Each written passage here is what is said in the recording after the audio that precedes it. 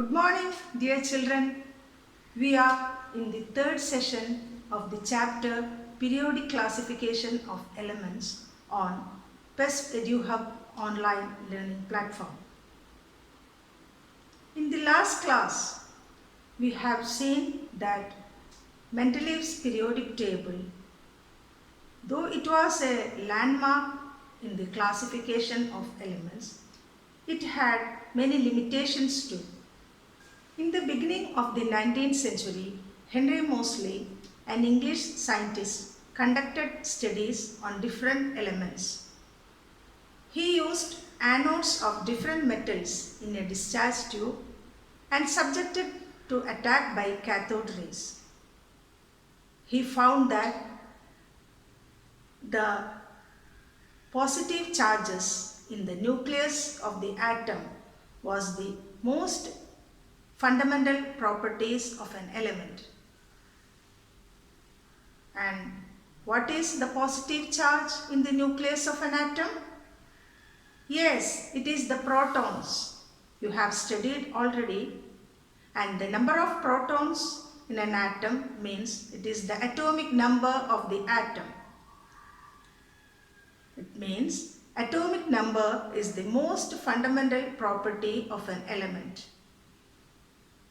Based on this, the modern periodic law was formulated. It states that the properties of elements were the periodic functions of their atomic number, which was the important deviation from Mendeleev's time, where he had stated that it was the periodic function of atomic masses. This concept revolutionized the classification of elements, and it led to the formation of modern periodic table or long form of the periodic table. When the elements were arranged in the increasing order of atomic number, we found that there were recurrence of similar properties at regular intervals. This is known as periodicity in the periodic table. The properties that reappear at regular intervals in the periodic table are called periodic properties, and the phenomenon is known as periodicity. What may be the cause of periodicity in the periodic table? Yes, it is the recurrence of similar electronic configurations at regular intervals. When we examine the periodic table, we can see that the elements with similar properties, they were grouped into one, or the elements with similar properties fall into the same group, and their electronic configurations were also similar. Let us examine the modern periodic table. Look at the figure given here. There are 18 vertical columns and 7 horizontal rows. The vertical columns are called groups and the horizontal rows are called periods. Now let us examine the groups more closely. The elements belonging to the group 1, 2, 13, 14, 15, 16 and 17 are called as representative elements or main group elements or normal elements. The outermost shell of these elements are incomplete, so they always try to complete the octet and attain chemical stability. So they always take part in chemical reactions. These representative elements are also called as S and P block elements, of which you will study in detail in higher classes. The next set of groups are from 3 to 12. That is the group 3, 4, 5, 6, 7, 8, 9, 10, 11 and 12. These elements are known as transition elements, or d block elements. The outermost and the penultimate shells, or the two outermost shells of these elements, are incomplete. So, transition elements always exhibit variable valency. The next classification is of about the zero group, or the elements belonging to the zero group. We call them as inert gases or noble gases. If we look at the electronic configuration of these elements, we can see that their outermost shell are always complete. So, they are chemically inert or non-reactive in nature. So, they fall to the zero group. One more classification is there, which we have to study.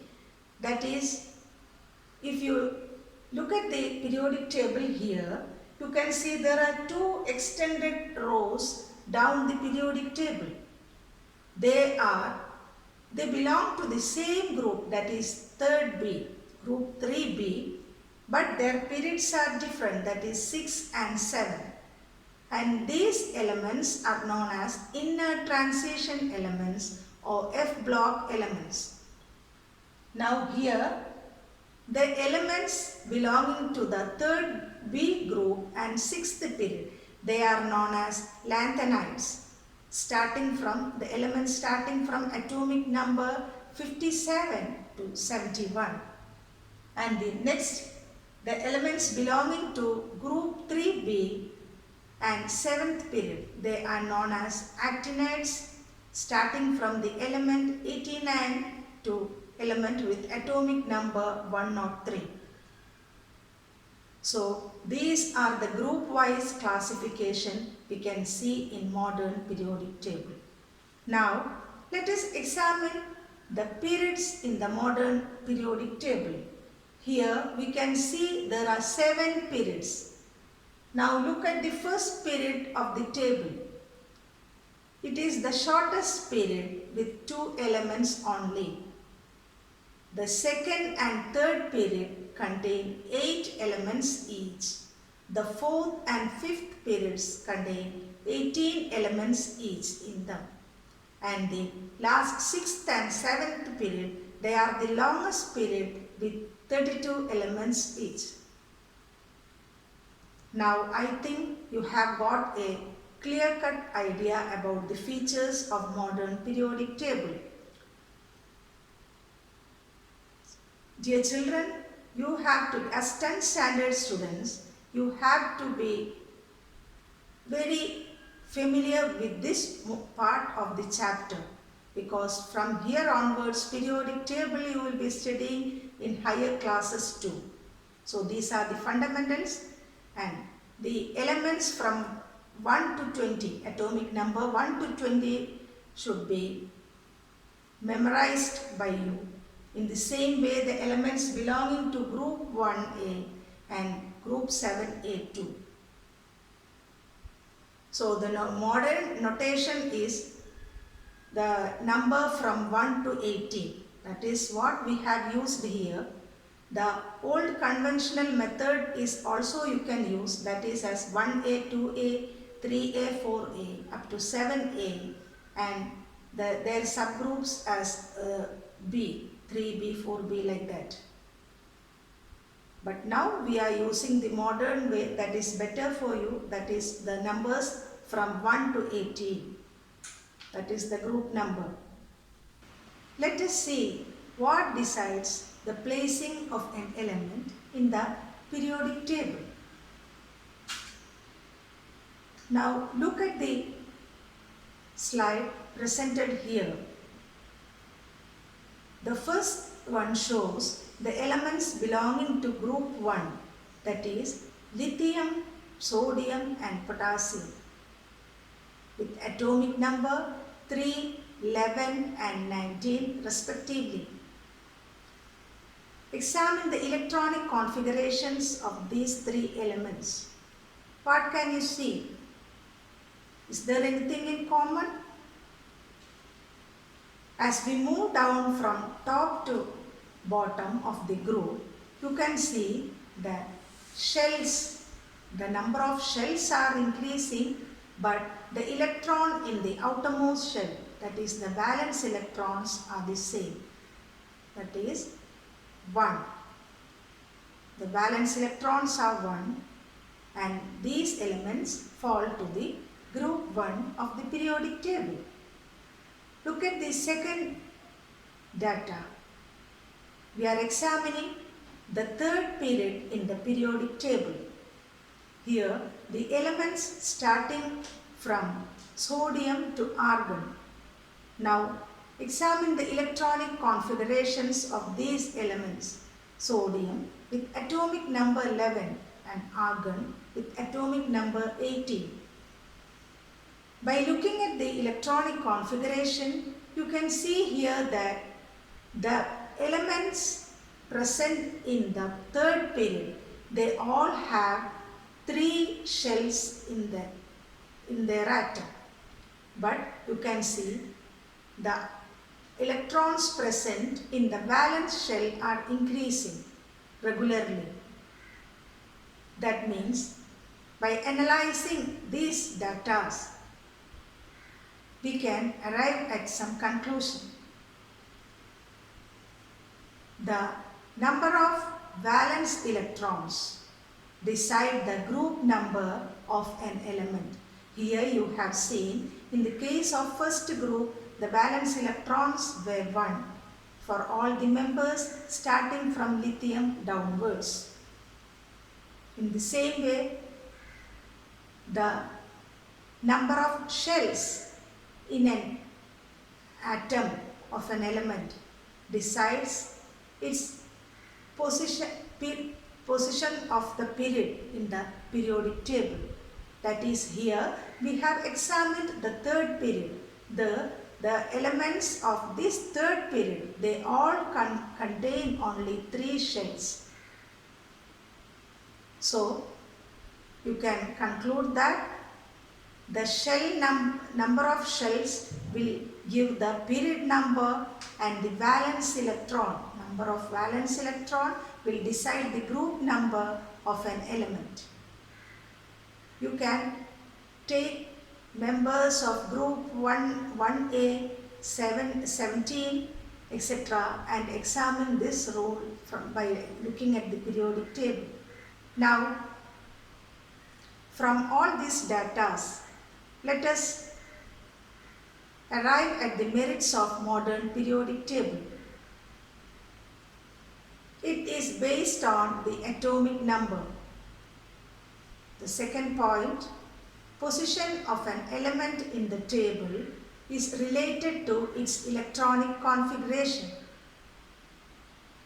The third point, or the third merit of modern periodic table, is that it shows regular changes in the properties of elements on moving across a period or down a group.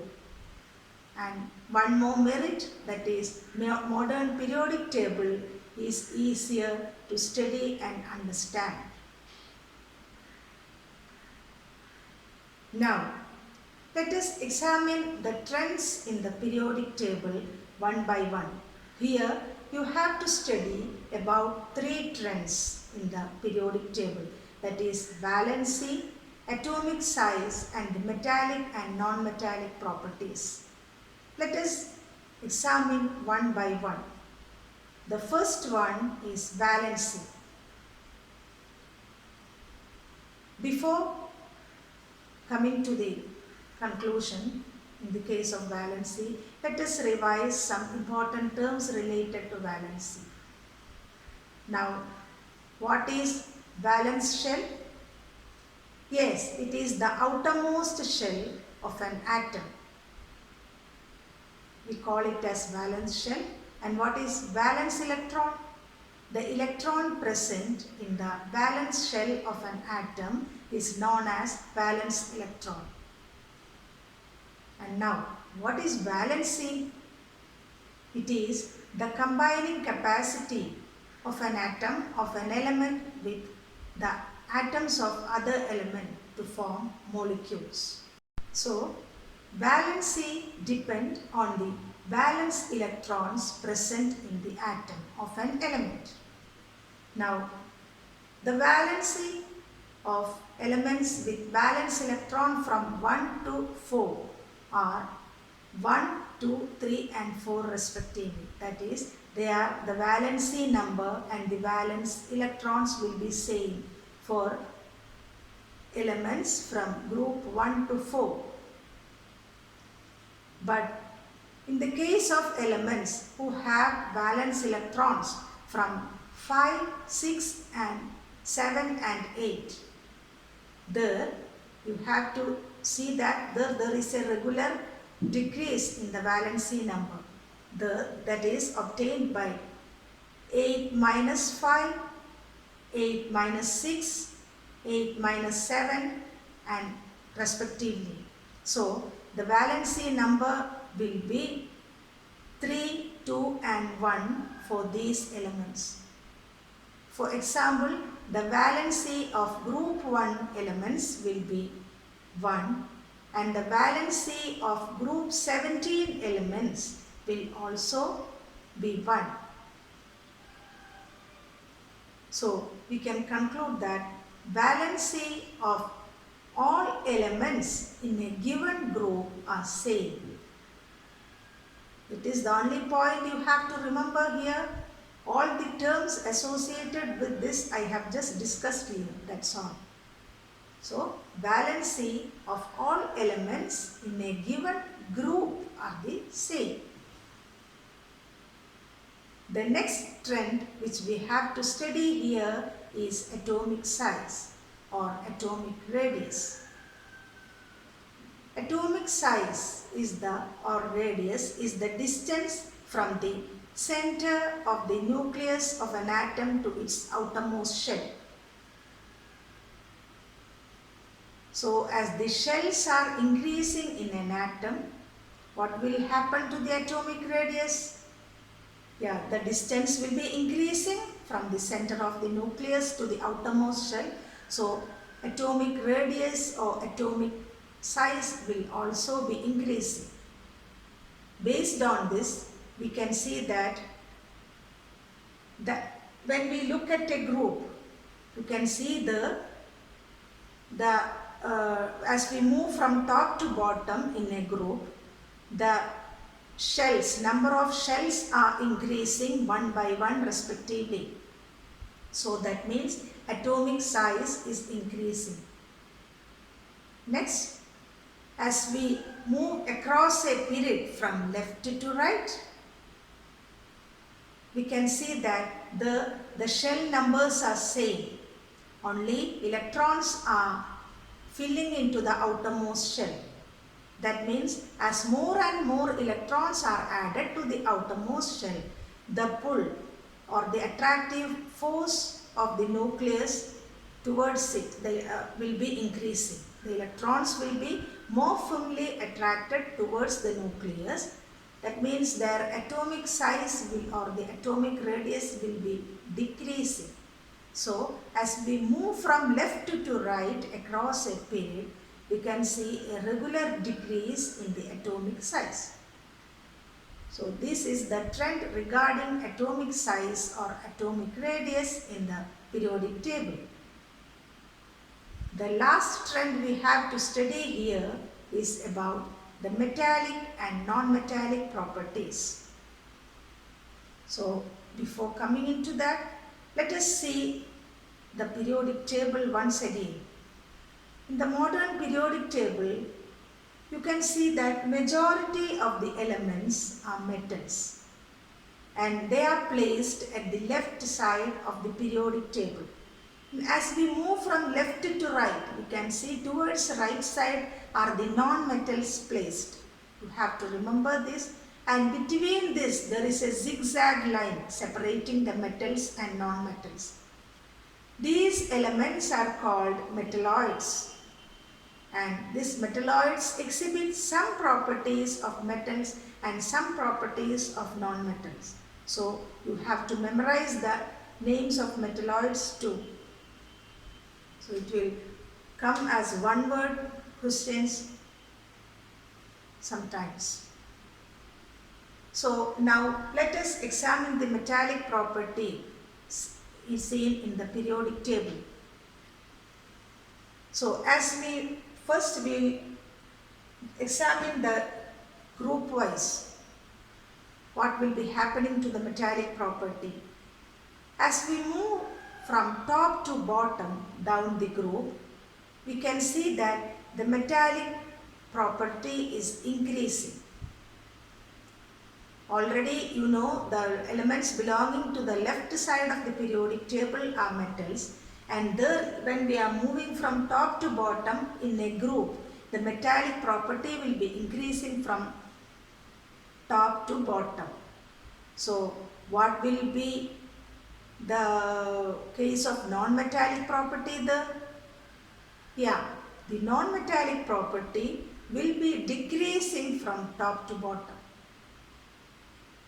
Here metals actually, if we examine their electronic configuration, you can see that generally their valency or valence electrons are 1, 2, 3, etc. That means it is more easier for them to give out these electrons during a chemical reaction and attain an octet. So generally metals are electropositive in nature. So as metallic property is increasing or metallic character is increasing, the electropositivity is also increasing down the group from top to bottom. By applying this rule, you have to find out the members, the most metallic element of the group and the least metallic element of the group, each group, by observing the periodic table. Now, let us see what will be happening to these trends across the period. From left to right, as we have already told here, the metallic property will be decreasing as we move from left to right. And what about the non-metallic property? Yeah, it will be increasing from left as we move from left to right. It is already visible in the table. The metals are almost placed in the left side of the periodic table and the non-metals are placed in the right side of the periodic table. Now, let us examine the case of group 17. Here, take for instance the element fluorine. What is its electronic configuration? Yeah, 2, 7. That means the outermost shell contains 7 valence electrons. So, if fluorine gets one more electron, it is easier for it to attain the octet. So that means its valency is 1, and here then in the case of non-metallic elements, they exhibit electronegativity. So we can say that the non-metallic property increases as we move across from left to right, and in the same way the electronegativity also increases from left to right.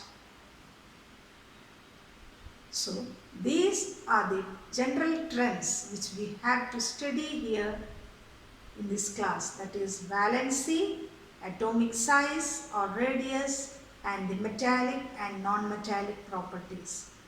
So familiar with these trends, based on this, from the periodic table, one word questions you can expect in your exams. We are coming towards the end of this chapter. Once again, I am reminding you that this is the most important part of this chapter, which you have to continue even in your higher classes. So children, study well. Have a nice day. Thank you.